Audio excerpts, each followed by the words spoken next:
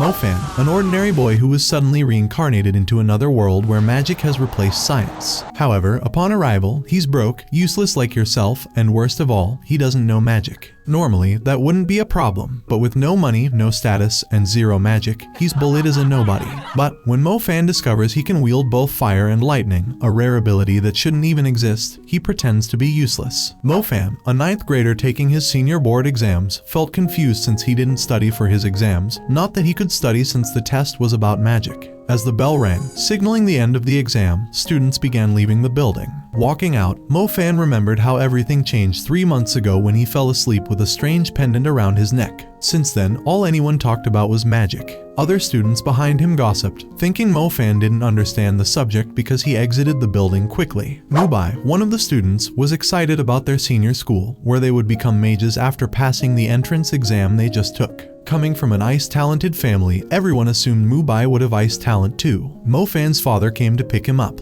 Mo was disappointed since he had only 3 months to prepare for an exam covering 9 years of material. His father told him about a driving job he found for Mo in a neighboring city with his uncle Guanfeng. However, Mo wanted to become a mage. His father tried to persuade him to start working early since Mo's performance wasn't enough to meet the entrance requirements. Determined, Mo convinced his father to let him try. As Mo and his friend walked home, they saw Mo's father begging Mr. Mu to get Mo admitted to the senior magic school. Mr. Mu was stubborn because Mo once tried to elope with the Mu family's heiress. Despite his father's loyalty, Mr. Mu called Mo a failure and said if he wanted to be a mage, he should study hard. Mo's father offered to do anything to get Mo admitted. Seizing the opportunity, Mr. Mu demanded Mo Jiaxing's house. With no other option, Mo Jiaxing agreed. Watching from a distance, Mo thought the world was cruel to the poor. At home, Jiaxing told Mo he got him admitted to the magic school, lying about a friend being the director. He also lied about renting the house since Mo would live at school and he would be driving.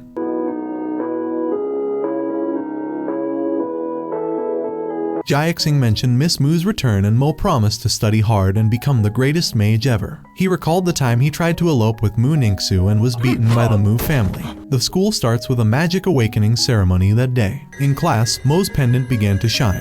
However, a bully began taunting him, thinking he wouldn't even awaken the weakest of all the element. The ceremony began with Mubai's ice awakening, showing his talent with an ice logo and 1 star on his badge, indicating strength. Ice is considered pretty strong in this world. As Mubai taunted Mofan, calling him a loser, it was now Mo's turn as the class buzzed with boredom. Mofan walked to the crystal, and suddenly a bright purple light shone outside. Everyone rushed to see who awakened the powerful thunder element, leaving Mo alone in the class to awaken. As the class rushed outside to witness the awakening of the rare thunder element, which occurs only once in every 10,000 people, Mofan continued his awakening alone in the classroom. Suddenly, he felt heat in his palm and saw the crystal ball in front of him change from purple to red, indicating the fire element. Mo realized he had awakened both thunder and fire elements simultaneously. When the students returned, they were astonished to see Mo had awakened the fire element. No one could believe a loser like Mo could have such a talent. Only 2 students had awakened the fire element, and Mo was one of them, making Mubai grit his teeth in anger. Mo, feeling overconfident, imagined what others would have said if they had seen the purple lightning alongside the fire element. He began to see himself as a genius, planning to reveal his thunder element when the time was right. However, realistically, the only thing he's a genius at is nothing. 2 months later, the teacher was instructing the class about Stardust and the spiritual world, explaining how to use magic release. Full concentration was required for magic release, otherwise one had to start over. The teacher called Mubai to demonstrate. Mubai could control 5 stars, and it took controlling all 7 stars to use magic release. The fat bully seized every chance to taunt Mo, claiming he would flunk by the end of the year. Mo could only control 1 fire star but 6 thunder stars. One day, Mo saw Xingxia being bullied in the park. Determined to help, he approached the bullies, summoning 6 thunder stars and knocking out the main bully. The other bullies fled, and Xingxia, Mo's disabled sister, was amazed by his magic. Mr. Mu laughed when Mubai reported that Mo was at the bottom of the class, predicting his eventual expulsion. Mo, reflecting on his father's sacrifices, tried to concentrate on his fire stars. During a bath, his water suddenly boiled, causing him to jump out. Xingxia brought Mo a cake and asked how he mastered the Wrath of Thunder in less than 6 months. She suspected he had sought help from the Black Curia, a cult that accelerates skill improvement. Mo denied it and asked her to keep his secret. He worried that others might think he had used the Black Curia's help, which could get him in trouble, so he decided to focus on his fire element. The next day, in class, Mo noticed all the students drooling as he turned around to see a beautiful, mature woman behind him. the teacher introduced herself as Miss Tang, their new practical magic teacher. It should have been me, not him! It's not fair! She asked the students with the fire element to stand. Only 3 stood, including Mo, who was continually taunted by the fat bully. Miss Tang demonstrated her powers, shocking everyone with a level 1 fire spell, Fire Burst, one of the weakest, strongest fire spells. Mr. Mu was advising Mu Bai to work harder to impress Miss Mu during the end-of-year exams. Mu Bai was discussing with his uncle, Mr. Mu, about their plan to force Mofan to quit school. Mu Bai doubted Mo's incompetence, thinking he was just a weak student who scored a D on the entrance exam. However, Mr. Mu had other plans. He showed Mu Bai a black magic stone that could absorb the light of the crystal ball. This stone would ensure Mofan did poorly in the exams. Mr. Mu still held a grudge against Mofan for eloping with Mu Ningxu. The examiner, who worked for Mr. Mu, would place the stone in the crystal ball when it was Mo's turn. Mofan was struggling to control the stars and practice magic. His powers were fading, and he could now only control 5 stars. With less than a month left until the final exam, which would test basic magical abilities, Mo felt the pressure. He knew he had a better chance of impressing the Mu family if he could harness more power. Determined, Mo stood up to practice again but collapsed, gasping for breath. He doubted his strength. The next day, the teacher explained the crystal bell, a magic stone that measures magical power. The brighter the crystal glows, the more powerful the candidate. Grades would be based on this brightness. Mu Bai asked if magic release was important this year. The teacher replied that it wasn't essential, but any student capable of performing it would be moved to the elite class and receive a star bracelet to help them progress faster. Mu Bai coveted the star bracelet. On the exam day, the students gathered on the exam grounds as the head of the Mu family addressed them. Mu Ningxu, also present, was the center of attention due to her talent and early admission to the Imperial College at 15. Mu Bai planned to embarrass Mofan in front of her. The professor called Mu Ningxu to showcase her powers, and she broke the crystal with her strength. Xia, who was next and received enough from the crystal bell. He attempted magic release but failed, prompting laughter from the crowd. Miss Tang encouraged Xia, who despite his failure. Mu Bai achieved an S grade and attempted magic release, earning a B. All eyes were on Mofan as Mr. Mu's man hid the black magic stone under the crystal. The stone absorbed Mofan's magic, causing everyone to laugh at him. Mr. Mu criticized him harshly. When Mofan tried again, the crystal broke and he received a B, prompting more taunts. Miss Tang proposed retesting Mofan's abilities, suspecting a faulty crystal ball. Despite objections, a new crystal ball was brought in. To everyone's shock, Mofan's abilities were graded S, even brighter than Mu Bai's. Mofan decided to attempt magic release. Furious, Mu Bai watched as Mofan's true talent was revealed. The students were stunned when Mofan used his magic release to burn down the wooden target. The professor graded him with an A, shocking everyone, as it showed Mo was better than Mu Bai and the rest. The headmaster, impressed by Mo's talent, asked Mr. Mu if Mo was part of the Mu family. Mr. Mu, grudgingly, said Mo was just the son of their driver. This impressed the professor even more, seeing Mo's improvement without any family backing. Mu Ningxu's father, Mr. Mu Zhaoan, called Mo to commend him and offered him a star bracelet, asking him to forget the past. Mr. Mu tried to interfere, suggesting the bracelet should go to Mu Bai. But Mu Zhaoan told Mu Bai to work harder for it. Mo's teacher told him to accept the bracelet and thank Mu Zhaoan. However, stubborn as ever, Mo called Zhaoan an old weirdo. Still holding grudges against the Mu family for how they treated him and his father, Mo declined the offer to join the Mu family, even if Zhaoan paid him or let him marry his daughter. Furious, Zhaoan was about to release his magic when the principal intervened, telling him to control himself. The principal also asked Mo to apologize for disrespecting an elder. But Mo, being Mo, insisted that the one who needed to apologize was Zhaoan for breaking into his house and injuring his father, who still suffers from the injuries. Zhaoan called Mo and his father scum, saying they didn't deserve his apologies. Mr. Wu stepped in, trying to provoke the principal to expel Mo, but the principal wasn't in the mood to be ordered around. Mu Bai challenged Mo to a duel to earn points in Zhaoan's eyes. The principal advised Mo to apologize, but Mo, ever the stubborn one, gladly accepted the duel. If Mo lost, he would kneel and apologize to Zhaoan. But if he won, Zhaoan would apologize to his father. Miss Tang jumped in, reminding them that the Mage Association forbids duels between underage mages. If they wanted a duel, they would have to wait 2 years. Zhaoan accepted the challenge and said his son, Yuang, would fight Mo in those 2 years. As Zhaoan left, Xia, who told Mo that Yuang was much more powerful than Mu Bai. Mo realized he needed to work harder, knowing Zhaoan wouldn't forget the disrespect. The elite class began with Mofan at the top and Mubai second. Miss Tang continued teaching practical magic. She explained that each student would get a star bracelet for a month of practice, but Mo, who disrespected Zhaoan, would only get it for 10 days. Damaging the bracelet would result in expulsion and a ban from becoming a mage, and Mo wondered if his rapid progress was due to his Loach pendant. On the training ground, Mo worked hard with his magic release. Mubai believed he would get stronger using the star bracelet more than Mo. Mo asked if Yuang was also using a star bracelet, to which Mubai replied that thanks to Mo, Yuang got to use it for 6 months straight. Mo was shocked to learn there were levels in star bracelets. He continued practicing after learning about his opponent. One night, as Mo was on the roof, his pendant moved towards the bracelet and suddenly ate it, shocking Mo. Miss Tang appeared, asking if he lost the bracelet. She told Mo to be honest and offered to help.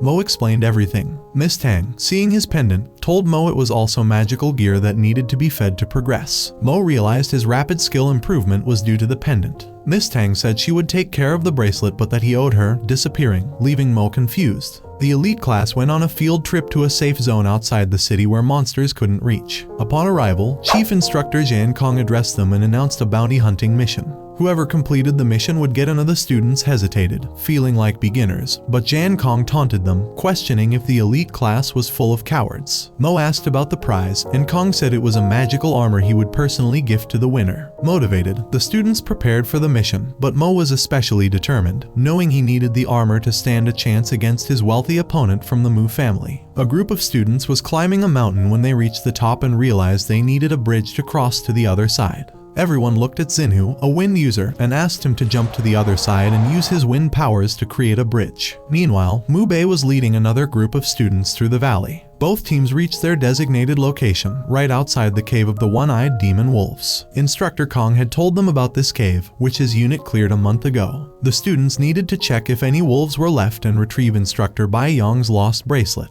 Some students were scared to step in, while others were confident in their powers. Back at the base, Instructor Kong and Miss Tang were informed about the students' location and their performances. Kong mentioned to Miss Tang and another teacher that there was something important for the students in the cave. Miss Tang agreed but worried about Mofan, who had been relying on a pendant and might struggle with real danger. A fat bully kept exaggerating how Mu Bei would save everyone if there was trouble. The students reached the cave entrance using ropes. As they were entering, Mofan noticed something strange about a pond outside the cave. He thought it should be full from recent rain, but it was half empty. He suspected something big had drunk from it. Zaya, who didn't catch Mo's hints at first, but Mo explained that only something very large could drink so much water at once. Zaya, who ran to warn the others, but Mu Bei and the fat bully laughed and ignored him, continuing their mission. Suddenly, the teams encountered a huge one-eyed wolf demon and panicked. Mu Bei tried to use magic but failed and started running away in fear. Ju Min wanted to use magic, but Mofan carried her to safety because casting magic takes time.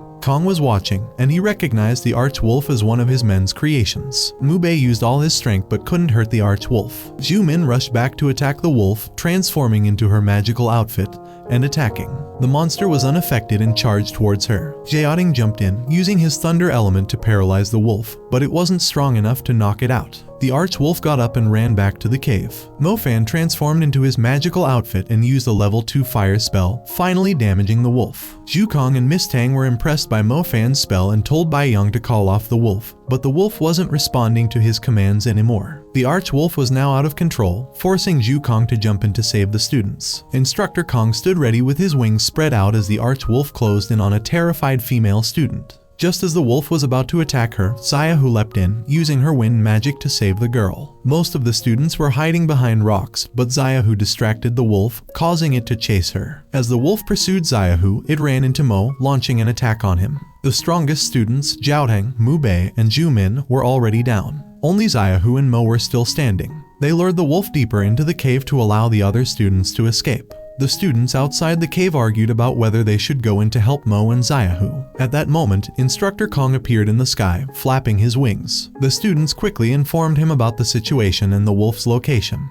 The arch-wolf chased Mo and Zayahu until they reached a dead end. The wolf attacked Mo, but Zayahu took the hit. Mo then decided to use his thunder element to attack the wolf, but it didn't do much damage. In a desperate move, Mo attacked the ceiling, causing it to crumble and a large spike to fall, eliminating the wolf in moments. The spirit of the arch-wolf was absorbed by Mo's pendant. Mo rushed to check on Xiaohu, who was knocked down. He noticed Instructor Kong flying around the cave. Kong was about to launch an attack on the wolf when he realized it was already dead. Amazed, Kong couldn't believe a high school student had eliminated such a powerful beast. He started to examine how Mo managed to eliminate a wolf whose reflexes could dodge any falling stalactite. Mo interrupted and told him to check on Xiaohu, who needed help. Kong picked up Xiaohu and moved him to safety. Miss Tang and the other platoon members arrived in the cave, relieved to see the students alive and mostly unharmed. Bai Yong, furious at seeing his pet dead, started yelling at Instructor Kong, thinking he had eliminated it. Kong clarified that the wolf was already dead when he arrived and that Mofan was the one who eliminated it. This revelation shocked everyone, including Mofan's teacher, as the arch-wolf could easily take down experienced mages. Miss Tang asked Mo to confirm if he had eliminated the wolf. Mo explained how he did it. Bai Yong wept over his dead pet. Instructor Kong told everyone to leave Bai Yong alone for now. The other students began talking about how Mo was the best in the academy, even better than Zhao Tang and Mu Bei. Miss Tang reminded the students that while this was a test, real monsters were far more dangerous than the arch-wolf they just faced.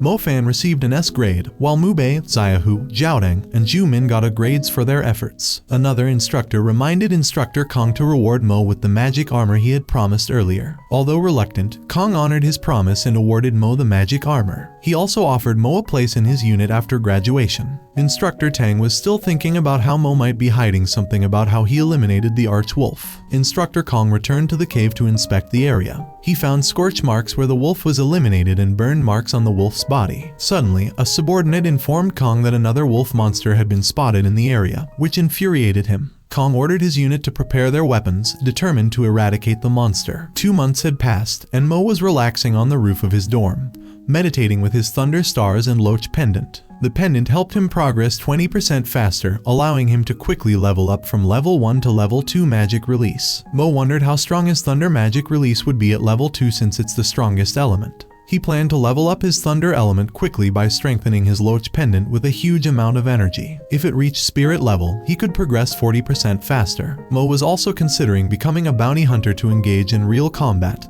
and earn good money. Disguised as a masked man, Mo went to the bounty hunter's hall. There, he overheard 2 mages discussing lucrative tasks outside the safe zone, specifically in the North Valley, where one-eyed demon wolves were frequent. One task involved hunting an injured wolf that had escaped from the military, worth $300,000. Mo also heard them talking about monster hunter jobs that paid well and required less effort than bounty hunting. When one of the junior mages left, Mo approached the other mage, asking if monster hunters were recruiting. The mage pointed to a long line and told him not to waste his time since young mages didn't stand a chance against monsters. However, it was the perfect job for Mo since he couldn't leave the city because of school. The mage mentioned that teams preferred recruiting fire talents and would hire anyone with a thunder element without a second thought, even if they were inexperienced. Thunder element mages were highly sought after by wealthy individuals. Mo decided to head to the recruitment area. The leader of the monster hunters was quite cocky, thinking most people were a waste of time and that he was stronger than everyone else. Mo entered the room and lied about being a graduate to ease his hiring. He revealed that he was a thunder mage and demonstrated his talent, shocking everyone. The previous mage was also surprised. Suddenly, the captain rushed out of the room and recruited Mofan without hesitation.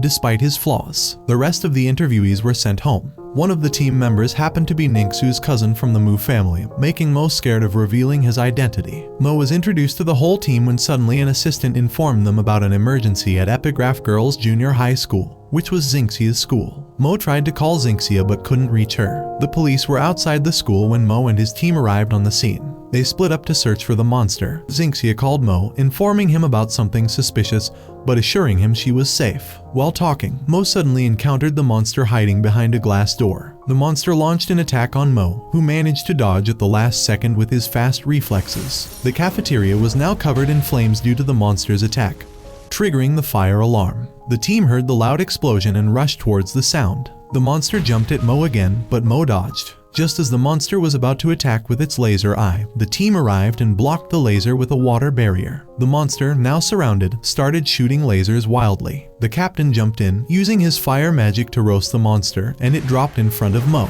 The team calmed down for a moment, but suddenly, the monster came back to life and attacked a team member. Mo quickly knocked down the monster again, saving his teammate. The team members were shocked to see the Cyclops monster moving so fast even on the brink of death. The captain was furious at one of the team members for letting her guard down, which had put Chai Tang's life at risk. Impressed by Mo's quick thinking and bravery, the captain made him a full-time member of the team. Mo was happy at heart, knowing he would receive a salary and bonuses. The monster's spirit was consumed by Mo's loach pendant, and he was surprised to see that no one else noticed it. The team continued their search for a missing girl and found a deep tunnel covered with Cyclops footprints. They suspected the girl had been dragged through the tunnel by the Cyclops. The association took over the matter and the team headed back to their office. On the way back, the captain complimented Mo, acknowledging he was better than expected. When Mo returned to his dorm, he saw Xinxia near a telephone booth. She had heard the fight over the phone and thought Mo was injured. Mo calmed her down and told her about his first experience. The next day, Mo received his first paycheck and was overjoyed.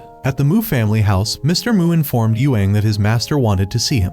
Yuang, who was swimming, came out of the pool, dissatisfied with his progress but still not considering Mo a worthy opponent. Mu Zhaoan told Yuang about his plans to celebrate Yuang's coming of age by inviting the upper class for dinner. While Mu Zhaoan didn't consider Mo a worthy opponent, he couldn't refuse the principal's request for a duel. Mu Zhaoan wanted Yuang to have the opportunity to participate in the Sacred Spring, where only one person was chosen to practice. The school wanted that opportunity, as did other families. Meanwhile, Mu Bei was talking to Mr. Mu about how the master favored Yuang. Mr. Mu also planned to steal the opportunity for the Sacred Spring and told Mu Bei to prepare for it. Mr. Mu was determined to ensure that Mo wouldn't win against Yuang. The next day, after class, Xinhu asked Mo about his sudden habit of being late, and if Zhu Min had feelings for him. Just then, Zhu Min approached Mo and asked if he was free that night. Mo wondered if she liked him because he had saved her before. Zhu asked Mo to meet her at the back gate that night. Mo thought about how average couples meet at hotels, but it seemed strange that Min chose this place. Zhu told Mo about some suspicious tremors coming from an abandoned building nearby.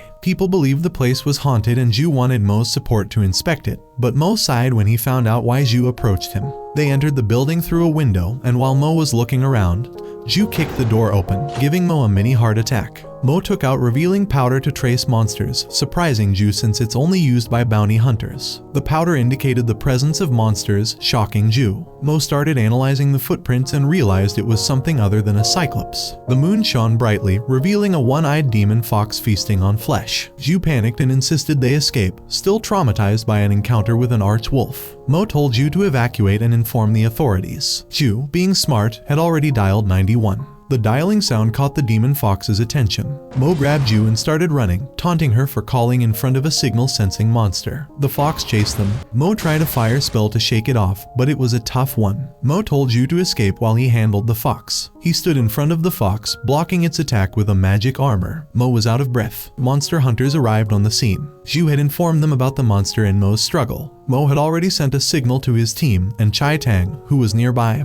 hurried to the location. Suddenly, Tang and Yuang appeared, using their creeping ice to freeze the demon. Chai Tang recognized Mofan and told Yuang that this was the same kid who had disrespected their family. Tang yelled at Mofan to escape. Yuang laughed at Mo for escaping so quickly, despite his reputation at school. Chai Tang informed her captain and asked him to call Fan Mo immediately, as they needed his thunder power to sedate the fox. Mo changed his outfit and rushed back with a mask on. The rest of the team was also there. They ordered Mo to zap the fox with thunder as fire would melt the ice. The captain had contacted the association, and they were sending Zuo Yang. All they could do now was wait. Suddenly, the demon fox broke free from the ice and started evolving to warrior level. The monster was too strong for them. One team member suggested retreating until help arrived, but the captain felt responsible for the citizens relying on their safety. The demon wolf continued evolving into a thorn-faced wolf. The captain ordered the team to attack with combined force before the demon wolf could fully evolve into something beyond their ability. Rocky used earth magic to cause a tremor and prevent the wolf from escaping. The captain ordered Xiaoke to prepare her water defense quickly since the opponent was fast. The wolf's blood began boiling and melting the ice. The captain attacked the wolf with his most powerful fire spell,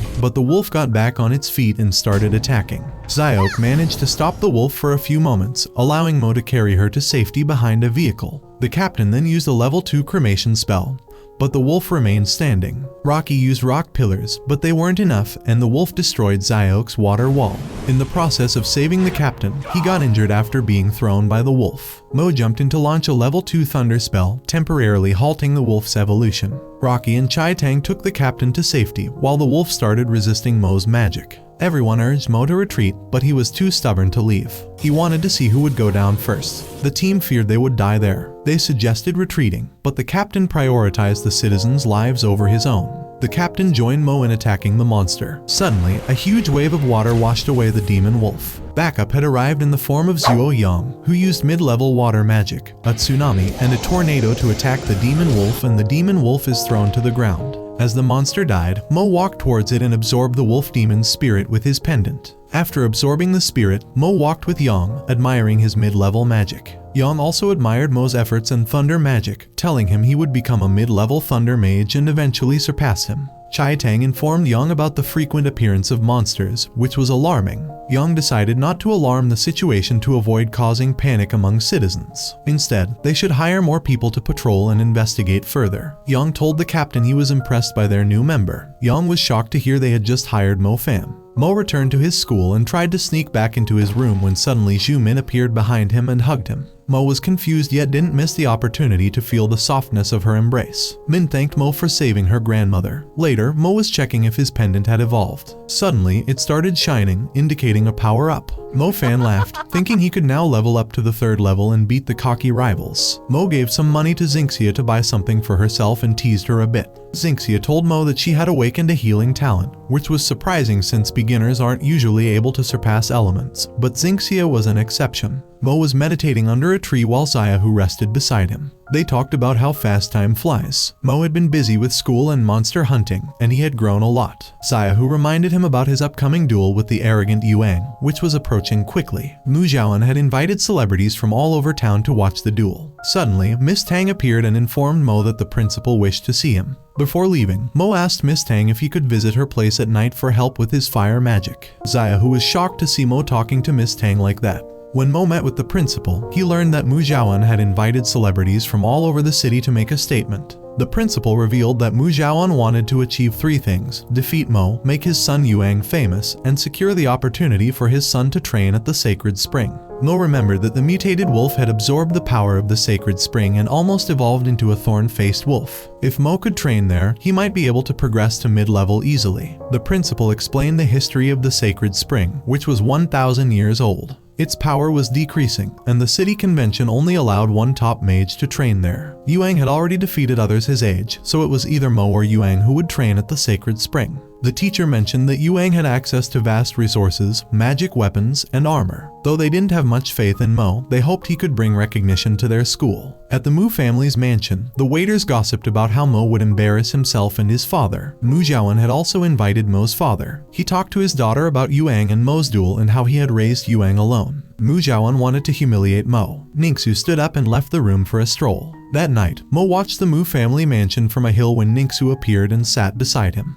Mo talked about the duel and how her father spared no effort in supporting Yuang. Ningxu explained that Yuang was adopted by her father when he was 7 and followed every order without mercy. She feared Mo would lose and wanted him to avoid the duel. However, Mo wanted to avenge his father and regain his dignity, remembering the humiliation when Mu Zhaoan beat his father. The next day, Mo walked to the fighting area as luxury cars passed by. Mo's team was also invited as guests. Chai Tang was greeting Rocky and others when Mo arrived. Chai Tang didn't recognize Mo and started bad-mouthing him. Mo remembered that his team only recognized him as Fan Mo with thunder magic and ignored Chai Tang's words. Mo tried to speak gently, but Chai Tang wanted to get rid of him. Rocky and Xiaok were suspicious that their team member and Mofan were the same person. Mo was eating when Instructor Kong appeared behind him. Kong wanted Mo to join the military and promised to take care of him. Mo preferred the city over the mountains and ignored the offer. He heard people talking about Yuang being the next leader of the family but focused on his food. His classmates arrived to cheer him up. The ceremony started with Mu Zhaoan addressing the guests.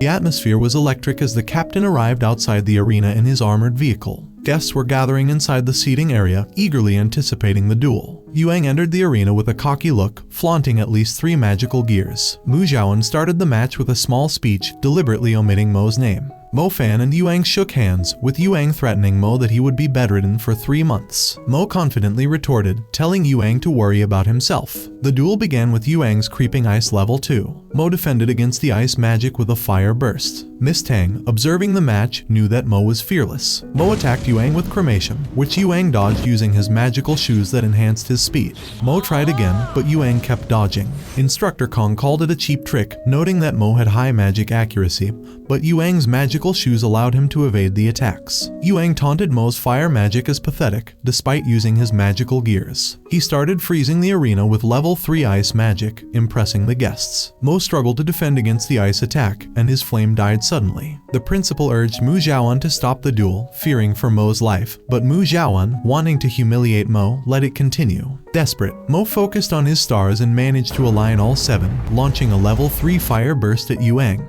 The attack caused a huge explosion, leaving Yuang on his knees. Miss Tang was shocked at Mo mastering level 3 magic. The guests were amazed that someone like Mo could go toe-to-toe with a privileged family member. However, Yuang stood up unharmed, protected by his ice armor. Mu Xiaoan had underestimated Mo, thinking the armor unnecessary. The teacher confronted Mu Xiaoan for being unfair, allowing Yuang to use magical gears against an opponent with none. Miss Tang agreed that Mo could have won with the level 3 attack. Mu Xiaoan dismissed the allegations, claiming that background power is a privilege for the elite. Mo, out of breath, was advised by Instructor Kong to forfeit, as Yuang's magic armor was fireproof, making it seem impossible for Mo to win. Yuang mocked Mo for being the son of a poor driver, triggering memories of Mo's father's sacrifices. Determined to win, Mo decided to use his trump card, the Thunder Element. Mu Xiaoan was shocked beyond belief to see Mo wielding thunder magic. The guests were equally stunned, realizing Mo was a dual element mage. Rocky recognized Mo as their team member, Fan Mo. Mo began charging up his attack,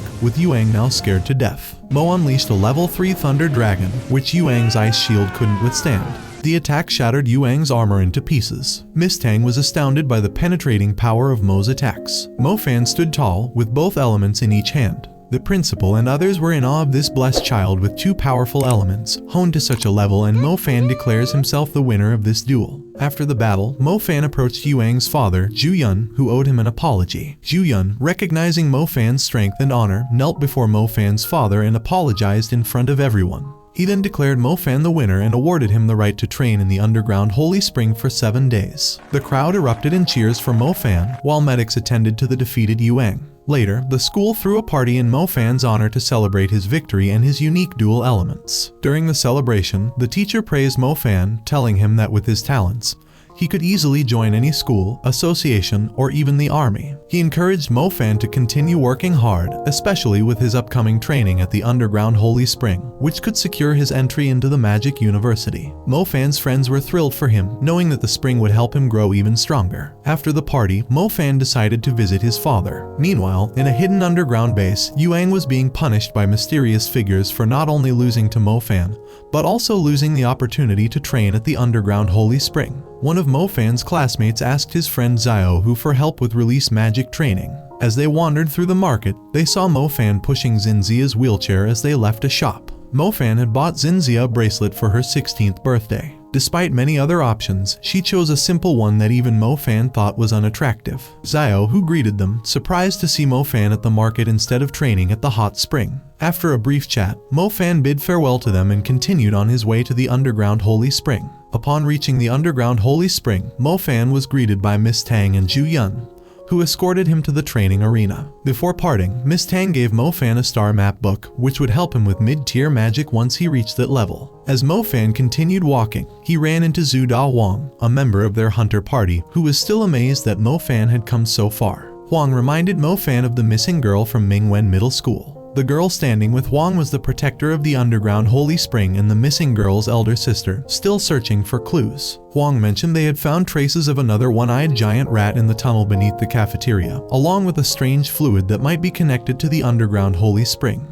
The protector tested the fluid and discovered it was similar to the spring water, but had the opposite effect, likely causing the rats to go berserk. Mofan finally entered the underground holy spring, immediately feeling the effects as he sat in the hot spring. His pendant started shining briefly, indicating something significant was happening. Meanwhile, Mofan's father was delivering goods to Zhang's military base. The soldiers there praised Mofan, filling his father with pride, even as they jokingly commented on the strange color of the rainwater. The protector of the underground holy spring quickly informed Huang about the alarming discovery she had just made. Huang asked her to guide Mofan if he emerged from his training. As Huang left the base, he noticed something unsettling about the rain. Meanwhile, Zhang grew increasingly worried about his 4th patrol team, which hadn't returned from their mission. He had a gut feeling that something was wrong. Out in the field, the 4th patrol team was diligently performing their duties. The senior officer instructed his subordinates to use light element signals in emergencies to avoid attracting monsters, as communication devices could draw them in. Suddenly, a one-eyed demon wolf ambushed the team, tearing one of the soldiers to pieces. The remaining members sent out multiple emergency signals to headquarters. Zhang was informed of the dire situation via communication devices, but it was too late. The rest of the patrol team was surrounded by a pack of one-eyed wolves and met a gruesome end. Zhang immediately declared a state of emergency, raising the level 4 blood red signal. Inside the Uz, Mofan was deep in meditation, trying to control all 7 stars but struggling to do so. Completely unaware of the chaos unfolding outside, he continued his intense training. Mr. Zhu and Miss Tang, however, heard the sudden alarm and began gathering the students in the classrooms. Xiao, who was with his friend, asked Mr. Zhu about the alarm. Zhu explained that monsters had likely appeared in the town, throwing the city into utter chaos. Miss Tang heroically saved a child from being attacked by a cyclops wolf, but then she heard a loud roar in the sky. When she looked up, she saw a fearsome, massive dragon known as Pterolicus. Zhang's army was fiercely battling the wolves, but even one of Zhang's most experienced commanders was brutally killed by a white, 3-eyed thorn wolf. Zhang's subordinates updated him on the city's dire situation, leaving Zhang in disbelief. He was confused, knowing that the Zufeng Mountains, the only entry point into the town, were still guarded.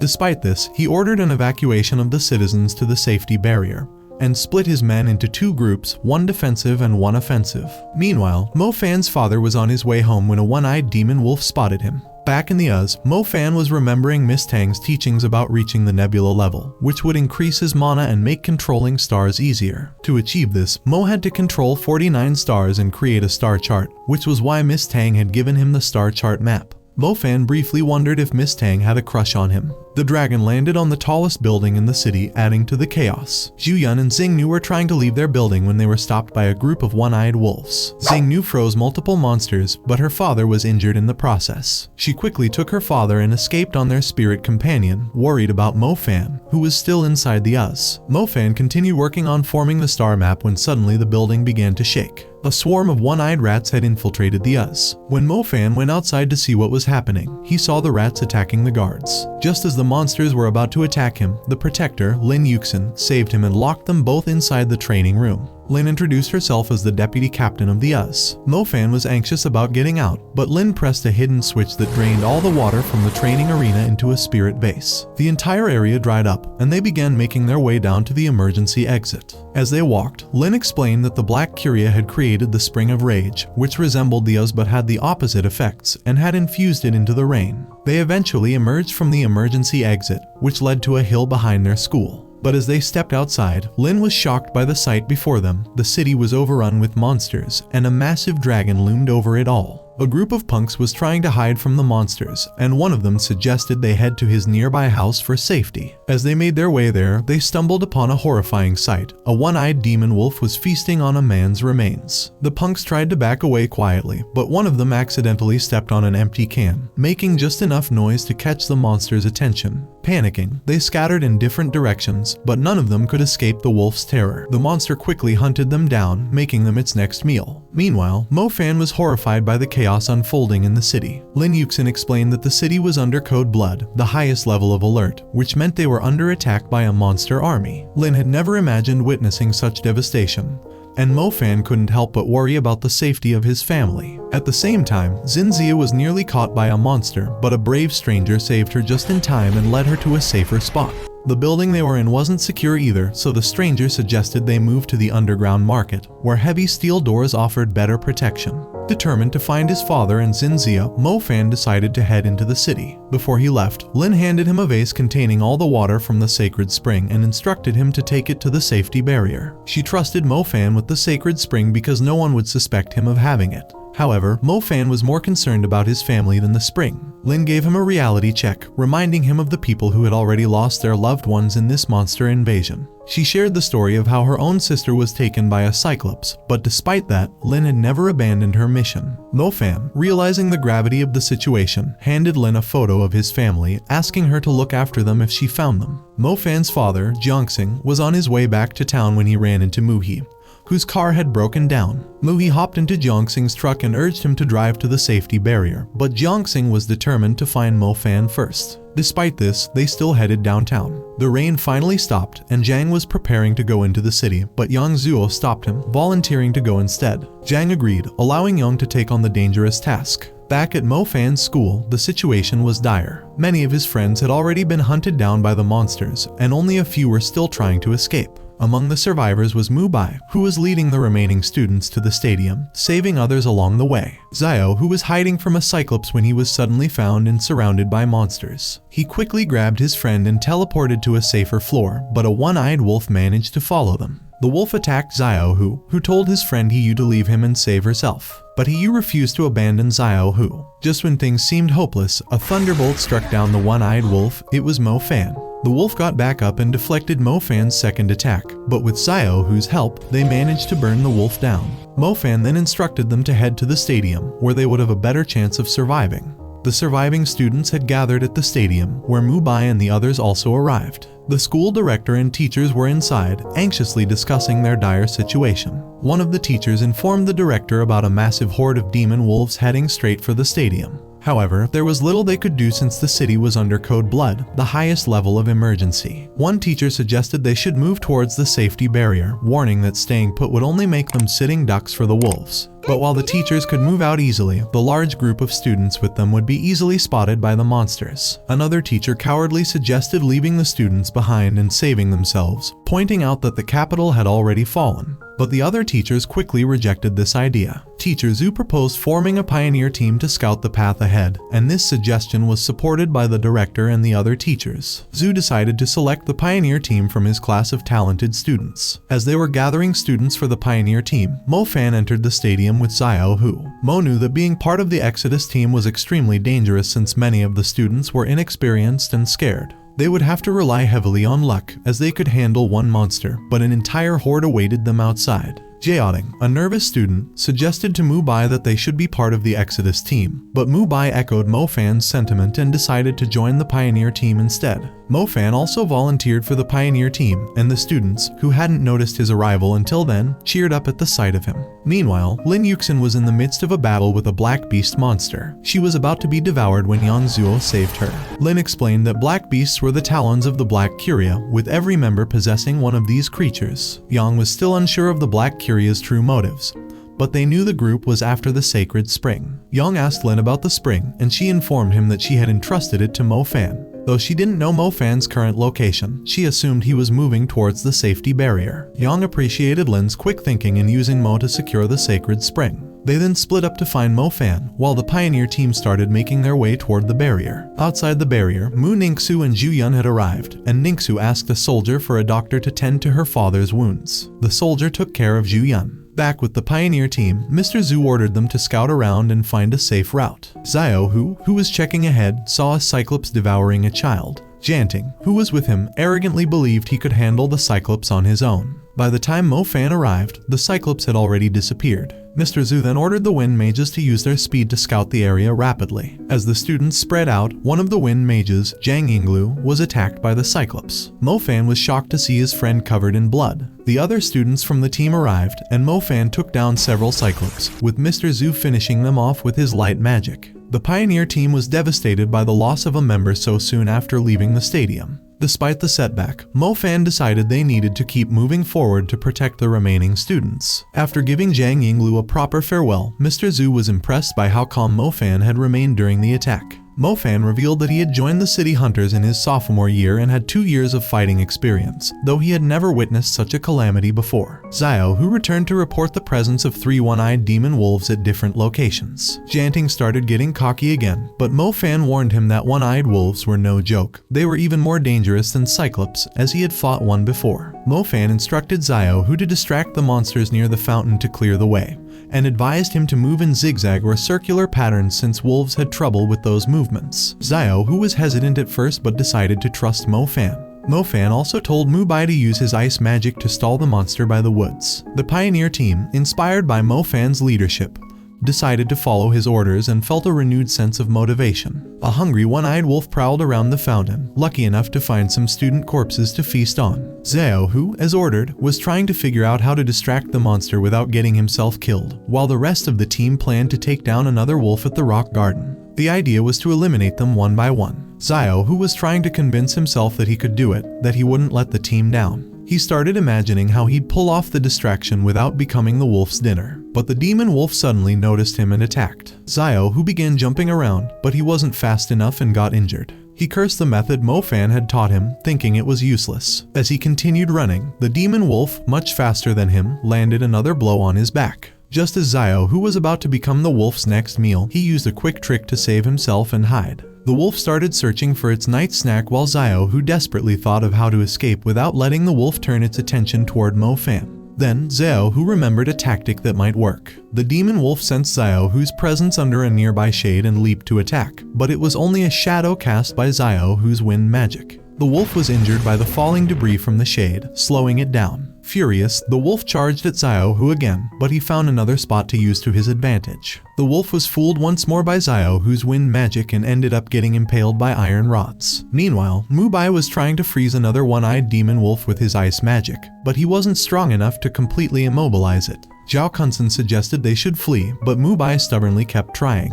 At the same time, Mofan and another thunder user were attempting to roast the wolf with their lightning attacks. Xiao, who returned to the team, collapsing near Hiyi. When she screamed, Mr. Zhu rushed over, but they couldn't stop the bleeding. Mubai and Zhu returned to the team as well, but they had accidentally brought another one-eyed wolf with them. Mofan decided to handle it, telling the others to focus on the wounded wolf. Charging his fire element, Mofan signaled Zhu and Mubai to get down, then delivered a perfect hit on the monster. Even though the wolf tried to get back up, Mofan finished it off with a powerful combination of thunder and fire, reducing the wolf to ashes. Mubai was stunned, wondering when Mofan had become so powerful. Meanwhile, Jiangxing and Muhi were on their way to downtown when their car's tire burst. As Jiangxing started fixing the tire, Muhi sat comfortably. When Jiangxing went to ask for help, he found that Muhi had fled, leaving him alone. Back at the stadium, Mr. Zhu praised the students for defeating 3 one-eyed demon wolves, an almost impossible feat for undergraduates. The students credited Mofan for leading them to victory. Mofan then gave them tips on how to use their respective elements and laid out their next plan. He instructed Mubai to use his creeping ice to protect the group. But Zhu, the fat ball lifter, interrupted, saying that Mubai wouldn't just act as a handyman and fight defensively. Fed up with Zhu's nonsense, Mofan threatened him to keep quiet. Mofan told He to team up with Mr. Zhu to protect the Exodus team. He, still blaming herself for Zhang Yinglu's death, was cheered up by Xiao, who before he lost consciousness again. Zhu warned everyone that if they didn't stop the bleeding, they would lose another student. Bandaging or using fire wouldn't work on wounds caused by a one-eyed demon wolf. They needed a special hemostatic agent. Zhu remembered that there was a pharmacy on Food Street, just in front of the garden, where they could find the medication. Mofan decided to go to the pharmacy himself. Xiao, who, waking up briefly, tried to stop Mo, telling him not to waste time and just leave him behind for the sake of the other students. But Mofan was determined not to let his friend die. Wang Sangpang used his wave detection magic to scan the area but found no monsters nearby. He then carried the injured Xiao, who on his back as the pioneer team continued moving forward. Mubei reminded everyone to stay alert, as the unusually calm surroundings could mean danger was lurking. As they walked, Mubei suddenly sensed something and went to check, discovering a massive 3-eyed white thorn wolf. Realizing they were now facing a warrior-level monster, Mubei knew the situation had just become much more dangerous. Meanwhile, Lin Yuxin was battling 2 warrior-level monster rats while helping citizens, when Bai Yong arrived on his pet archwolf to rescue her. Bai Yong asked why Lin was still in the city and if she planned to leave. Lin inquired about the safety of Zufeng Mountain, knowing that Bai Yong had just come from there. Bai Yong explained that they had abandoned the Zufeng post because there was no point in holding it now that the monsters had infiltrated the city. He informed Lin that he was heading to Sky Magic High School to protect the students. His archwolf could move freely through the city, unlike most mages. Lin realized that even though the Black Curia might not know the location of the sacred spring, she needed to distract them to buy more time. She decided to leave the task of finding and protecting Mofan to the military and let Bai Yong continue his mission to Sky Magic High School. Meanwhile, Mofan was searching for the hemostatic agent, reminiscing about the good times he had shared with Xiao Hu. Zhu was confused about how the monster hierarchy worked and asked Mubei about it. Mubei explained that, just like mages, monsters also have levels. The Cyclops and demon wolves they had faced were slave-level monsters. The next level up were warrior-level monsters, which were truly terrifying, and above them were commander-level monsters, like the dragon flying over the city. Mofan finally found a pharmacy and began looking for the hemostatic agent. He noticed a hole in the ground and, peeking inside, saw a Cyclops feasting on a corpse. The Cyclops noticed Mofan and attacked him with a laser from its eye. Mofan dodged the attack, which shook the building, causing the hemostatic agent to fall from a shelf in front of him. As he grabbed the agent, the Cyclops emerged from the hole and leaped at Mofan, but was suddenly devoured by the thorn wolf. Mofan, startled, realized he had never encountered a monster of this level before. Lost in thought, he noticed the thorn wolf staring at him. The monster began attacking the building, causing it to crumble. Jumin and the others were waiting for Mofan, but Mubei and the rest urged them to keep moving, fearing they might be killed by monsters if they stayed. Just then, he heard a noise. It was Mofan, who had escaped the monster's attack through a drainage hole. Jumin and the others were overjoyed to see Mofan return with the hemostatic agent. Mr. Zhu quickly used it to heal Xiao Hu's wounds within seconds. The teachers leading the Exodus team saw Zhang Yinglu's corpse and mourned the loss of their fallen comrade. They were also amazed by the dead monsters the Pioneer team had taken down. They decided to carry Zhang Yinglu's body with them to give her a proper burial. The Pioneer team continued their journey toward the protective barrier. The closer they got, the safer their surroundings became. They just needed to cross the moat in front of them. Suddenly, the team spotted Instructor Bai Yong and his archwolf. Their spirits lifted at the sight of someone from the military. Bai Yong asked Zhu about the situation and the Exodus team following them. He then turned to Mofan, revealing that he had been looking for him, and asked him to hand over the sacred spring. However, Mofan refused, insisting he would only give it to Zhang Kong himself. Bai Yong, growing impatient, began to threaten Mofan. But Mofan stood his ground, determined not to let the sacred spring fall into the wrong hands. At the Zufeng post, the soldiers were struggling to fend off relentless attacks from the one-eyed wolves. One of the officers reported that they had managed to secure a survivor from the 4th patrol team, which had sent out the emergency signals. The injured officer explained that they had intended to send 4 light signals, but were ambushed by an archwolf, allowing them to send only 2 before being overwhelmed. Zhang Kong was momentarily puzzled, then realized there was only one person in the military with a pet archwolf. He immediately ordered the others to take care of the injured soldier, who had bravely warned them of the impending disaster. Meanwhile, citizens were flooding into the safety barrier, and the army was stretched thin. Zhu Yun, after being bandaged by doctors, requested a private room for his daughter Ningxu to rest. Ningxu overheard some soldiers talking about the students from Sky Magic High School and wanted to go out and check on Mofan and Xiao Hu. However, Zhu Yun stopped her, insisting she stay safe because she was his only daughter. He ordered the soldiers to make sure she didn't leave the safety of the barrier. Back with Mofan, he had just refused to hand over the sacred spring to Yang. Yang, surprised by Mo's defiance, started boasting about how many fools he had killed on his way, none of whom realized he was their true enemy. Yang offered to let Mo and his friends go if he handed over the sacred spring. Mo, who had been suspicious of Yang from the start, realized that Yang was working with the Black Curia. When Yang asked how Mo had figured out his true intentions, Mo ignored the question. Yang then summoned black beasts to attack Mo's friends. Mo was momentarily distracted, and the archwolf pinned him down under its massive paw. In the chaos, Xiao Hu was about to be killed when Yu jumped in to save him, sacrificing herself. Mubei and the others started attacking the black beasts, but Xiao Hu was left holding Yu in her final moments as she died with a smile on her face. Struggling under the archwolf's weight, Mofan concentrated and unleashed a dual element attack. He was now surrounded by 3 black beasts, trying to figure out how to defeat Yang.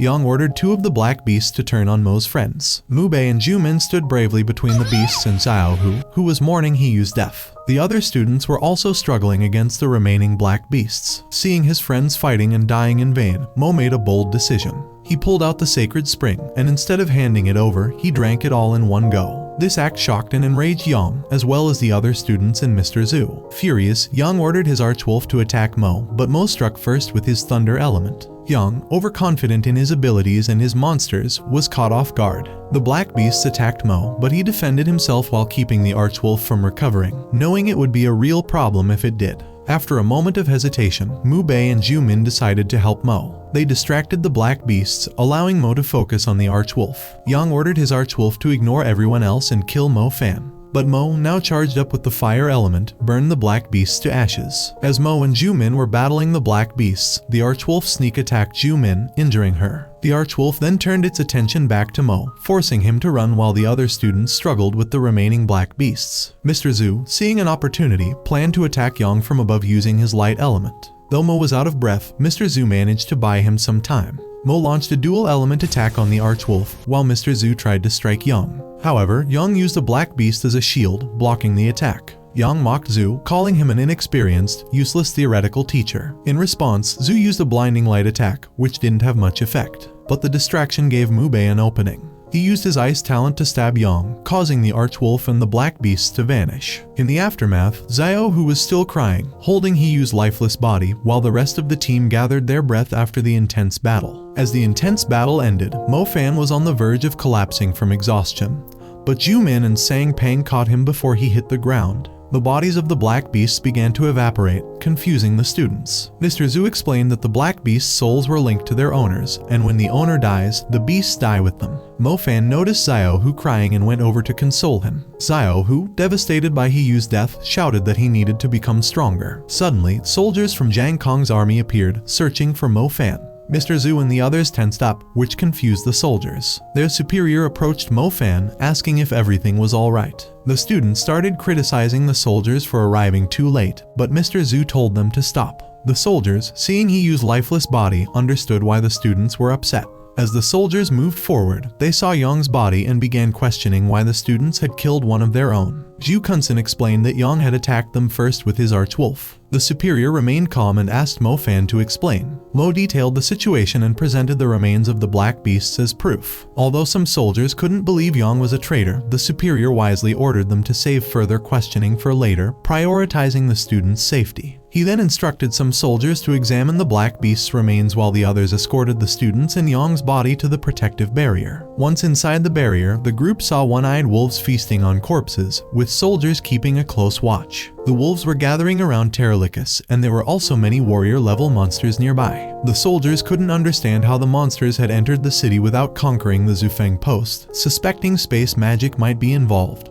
Though unlikely, as they reconsidered their plans, the Terralicus noticed them and incinerated them with a single breath. Inside the infirmary within the protective barrier, the scenes were horrific. Mofan was summoned by Zhang Kong, who had been informed of Yang's autopsy, confirming his connection to the Black Curia and his attempt to kill the students. Zhang Kong was relieved to see Mofan, but Mo was upset, knowing his friends had been killed by one of their own. Zhang, unaware that Yang was a spy, asked Mo how he realized Yang was a traitor. Mo admitted that he hadn't known for sure, he was just being cautious about the sacred spring, and Yang's insistence on getting it revealed his true intentions. When Zhang asked Mo about the sacred spring, Mo confessed that he had drunk it. At first, Zhang thought Mo was joking about consuming something so valuable, but when he realized Mo was serious, he was furious. Zhang grabbed Mo, shaking him, demanding he spit it out. But it was too late. The officer tried to restrain Zhang, while Mo struggled to explain that he had done it for the greater good. Just then, they heard the roars coming from Bo City. Zhang, though still angry, accepted that the sacred spring had brought more trouble than blessings, and now it was gone. Mo then informed Zhang that the number of one-eyed demon wolves kept increasing, no matter how many they killed. If they didn't act soon, the remaining citizens would be slaughtered. The army had already killed over 1,000 wolves, but they kept coming. The only way to stop them was to kill their leader, the Terralicus. Zhang, an S-ranked mage and the only one capable of facing the Terralicus, knew what he had to do. He told Mo they needed to clear the wolves around the monster first to increase their chances of success. After bidding farewell to Mo, Zhang headed into the city to confront the beast. Meanwhile, Mo's father, Jiangxing, was desperately searching for his son, checking every teenager's body in town. Suddenly, a white cyclops appeared behind him, ready to make Jiangxing its next meal. Pushed into a corner, Jiangxing faced certain death. As Mofan looked over the city, Ningxu suddenly appeared and hugged him, with Zhu Yun following behind, mocking Mofan for being a troublemaker. Mo retorted, but Ningxu intervened to stop the argument. Despite the reunion, Mo left, knowing he had more important things to do, finding his family. Jiangxing was about to become a monster's lunch when Lin suddenly appeared and saved him, using her water magic to finish off the creature. After the battle, Lin asked if Jiangxing was Mofan's father. Jiangxing confirmed it, but then lost consciousness. Lin tried to wake him up, but before she could do much, a horde of one-eyed demon wolves noticed them. Meanwhile, Mofan went to the administration room where records of refugees who made it to the protective barrier were kept. He found a record of one of his hunter team members but was disappointed to see that both Xinjie and Jiangxing were not listed. Just then, a senior officer entered with some news and noticed Mofan in his school uniform. They began discussing how the monsters infiltrated Bo City and discovered that they had used underground tunnels to bypass the Zufeng checkpoint and the protective barrier. Realizing the dire situation, they knew they had to destroy these tunnels to prevent further disaster. Suddenly, Mofan remembered something from his first mission, where he had eliminated Cyclops rats at the girls' high school. He told Instructor Pan that he might have clues about the tunnel entrances and urged him to call the city hunters. Mo explained that while the invasion seemed sudden, there had been warning signs they had missed, particularly the appearance of Cyclops, which are excellent diggers and likely dug the tunnels. When Huang and the other city hunters arrived, Huang was surprised that he hadn't noticed something so critical. Instructor Pan was equally shocked that Mofan knew Huang and the city hunters. As Mo examined the hunter's diary, he identified a pattern of Cyclops appearances. The superior officer asked Xiaok to locate where the monsters frequently appeared, and they determined that the epigraph, where most monsters were hunted, likely held the biggest entrance. They decided to form a special team combining the city hunters and the military to find and destroy the entrance. As Mofan left the room, he heard a familiar voice. Turning around, he saw his father and ran to hug him. Jiangxing told Mo that a female watchwoman had saved him. It was Lin. Lai Wenji and Rocky, who had brought Jiangxing to the protective barrier, also appeared to inform Mo that, unfortunately, Lin hadn't made it out of the city alive. Jiangxing started crying, remembering Xinjie. The pioneer team, who had been relaxing, noticed the city hunters preparing for their mission and saw Mofan asking to join them. Though they tried to stop him, Mo was determined to save his sister, convinced that Xinjie might still be alive and waiting for him. The superior officer allowed Mofan to join the mission, and the special team moved out of the protective barrier. Meanwhile, Xinjie was hiding inside a supermarket shelter with other survivors. Everyone was depressed, worrying about their loved ones and whether they had survived the Code Blood. One of the survivors foolishly decided to fight the monsters, while another, who was a pipeline worker, suggested leading the group through a route where they might avoid the monsters. The others agreed and began to move out, leaving Xinjie behind. Only one survivor offered to help Xinjie, but she refused, telling her to save herself. Xinjie handed the girl a bracelet and asked her to give it to Mo if she found him. As the girl left, Xinjie began searching for any weapons that might help her defend herself. The monster hunter's car moved silently, avoiding detection by the monsters. The senior officer reminded the team to stay vigilant, knowing that the fate of the city now rested in their hands. As they drove through the devastated city, Mofan couldn't stop thinking about Xinjie and hoped he would find her alive. The special team reached the epigraph area, but the road ended before they could reach the monster entrance, forcing them to abandon their vehicle and proceed on foot.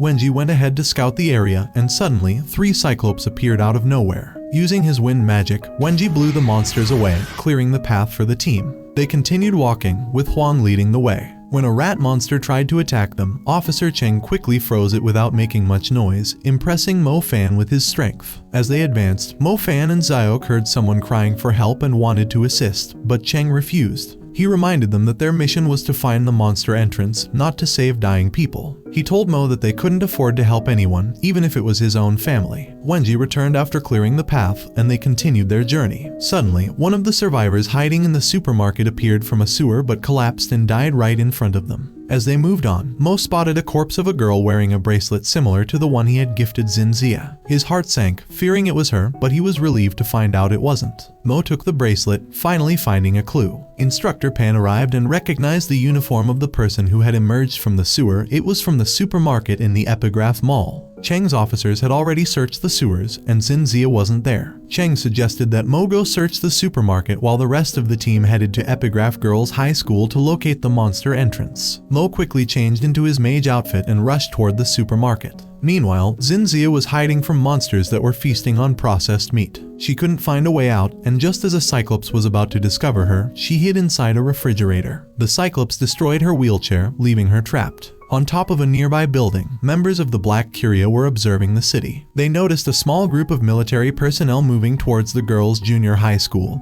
and realized they needed to stop them before they could close the monster entrance. The Black Curia members believed the military mages were on a suicide mission, as the area they were heading to had the highest number of Cyclops and one-eyed demon wolves. Even if they managed to get past the monsters, the Black Curia planned to deliver a final blow to kill them all. Suddenly, they saw flashes of purple light, and one of them recognized Mofan. Wanting to kill him, a masked member of the Black Curia sent a black beast to attack Mo, but he managed to escape. A few moments later, as Mo entered the mall, the masked member decided to confront him directly, threatening to kill him. When the masked man removed his mask, it was revealed to be Yuang, his face disfigured and twisted with hatred. He blamed Mo for ruining his chance to train at the sacred spring, which led to his punishment and disfigurement by the Black Curia. Now, he wanted revenge. Yuang summoned dozens of black beasts, individually weak, but overwhelming in numbers. Realizing he couldn't take them all on, Mo decided to escape, using hit-and-run tactics as the beasts chased him. His attacks did little damage, and he was soon surrounded. The other Black Curia members called Yuang, ordering him to head to Epigraph Junior Girls High School. Mo continued to fend off the black beasts but found himself trapped when he stumbled into a room. He quickly hid and discovered he was in the CCTV monitoring room. To his shock, one of the monitors showed Xinzia's broken wheelchair, and her hiding inside a refrigerator, nearly freezing to death. Mofan stared at the CCTV monitor, teeth gritted in frustration as he watched Xinzia struggle in the cold.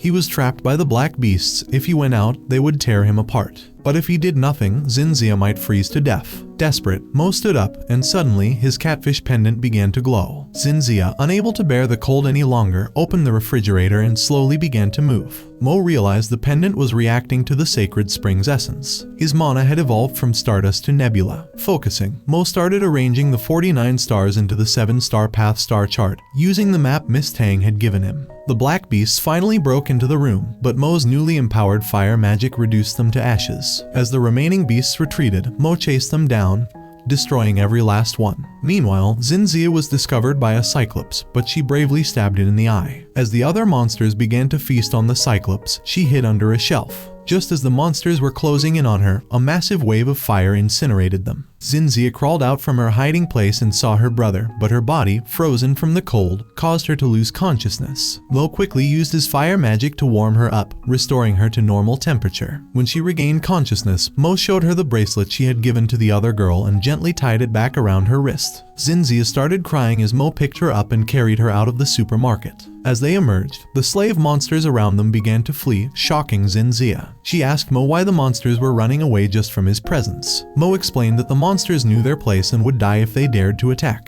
Xinzia then asked if he had achieved the star chart level, and Mo confirmed that his fire magic had indeed reached that level, thanks to the star chart book Miss Tang had given him. He assured her that slave monsters were no longer a threat, even if a large pack attacked him. However, he admitted that he was still uncertain if he could defeat the warrior-level monsters currently in the city. Mo found a bench and sat down with Xinzia, both of them reflecting on how their city had been reduced to ruins. Mo began to worry about the special team, imagining the struggles they must be facing against the monsters. Xinzia then mentioned something strange she had discovered. The girl who had gone missing during Mo's first hunting mission wasn't taken by monsters, but by someone who smelled rotten. Mo immediately suspected the Black Curia's involvement. Xinzia added that if the Black Curia was behind this, they might have someone guarding the monster entrance as well. Spotting a bike nearby, Mo decided to take her to the protective barrier. However, as they prepared to leave, Mo felt dizzy and weak. Xinzia noticed a wound on his hand and used her healing magic to mend it, making Mo feel better. Mo asked if she had seen any strange holes at her school, and Xinzia replied that she had noticed some odd holes in the ground fields. As they looked around at the dire state of the city, Mo remembered the principal's speech on orientation day about the duties of a mage. He realized he was needed at the monster entrance to protect Bo City from further devastation. Before leaving, Xinzia made him promise that he would return no matter what.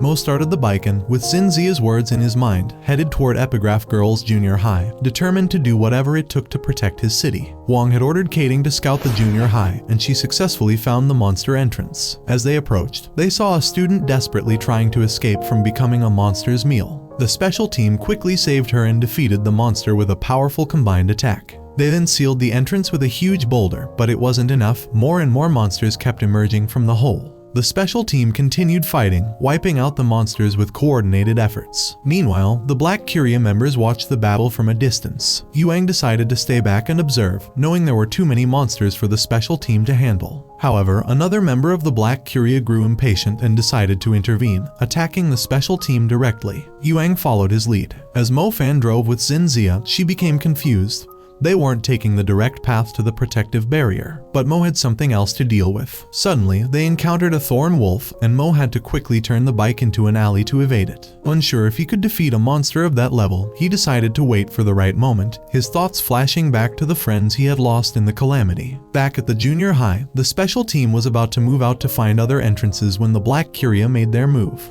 They mocked the team, calling them weaklings. Wang recognized Yuang, though he couldn't place where he had seen him before, as Yuang wore a mask. Yuang, out of a twisted sense of mercy, warned the special unit to flee, giving them a chance to escape because they had treated him well in the past. Then, he revealed his disfigured face and launched an attack. The battle erupted with both sides clashing fiercely. Though the Black Curia lacked manpower, they still posed a threat. The other member of the Curia tried to flee but was quickly taken down by Cheng's ice magic. Desperate, Yuang began summoning multiple black beasts to attack the special unit, but even their numbers weren't enough against the combined strength of the special team. At the same time, Jang Kong had reached Terralicus, the monster commander, with an army of thorn wolves standing between him and his handful of soldiers. The soldiers were nervous, knowing they might be able to defeat the lower level monsters, but feared reinforcements might arrive from the nearby junior high. The monsters hesitated briefly when they saw Jang Kong turn a demon wolf to ash with a minor attack, but Terralicus used his psychic abilities to control the monsters, forcing them to charge. Jang was about to attack when his subordinate advised him to conserve his strength, allowing the soldiers to handle the lesser monsters. Jang's subordinates began massacring the monsters, while Jang closed the distance with Terralicus. As his soldiers started to fall one by one due to distractions, Jang pressed forward until he finally came face to face with the monster commander. The two leaped into the sky, hurling powerful attacks at each other. Jang decided to use his zodiac magic, Heaven's Blow, raining fire from the sky and then launching a close-range assault on Terralicus. Meanwhile, Mofan continued making his way toward the special unit,